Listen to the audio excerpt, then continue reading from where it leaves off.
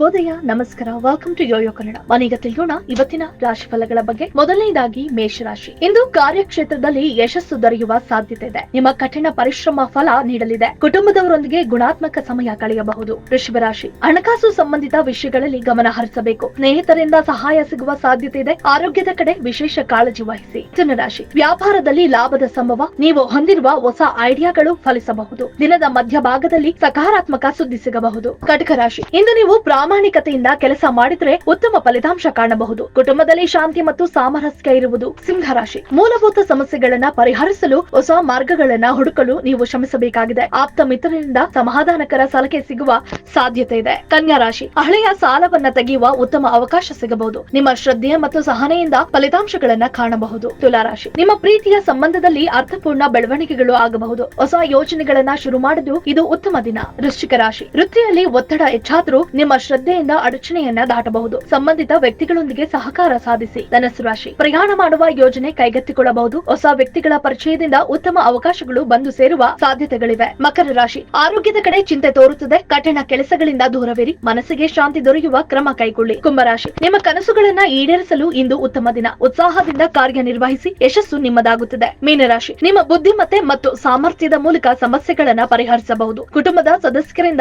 ಸಹಾಯ ಲಭಿಸಬಹುದು. ಈ ವಿಡಿಯೋ ನಿಮಗೆ ಇಷ್ಟವಾದಲ್ಲಿ ಲೈಕ್ ಮಾಡಿ, ಶೇರ್ ಮಾಡಿ, ಸಬ್ಸ್ಕ್ರೈಬ್ ಮಾಡಿ.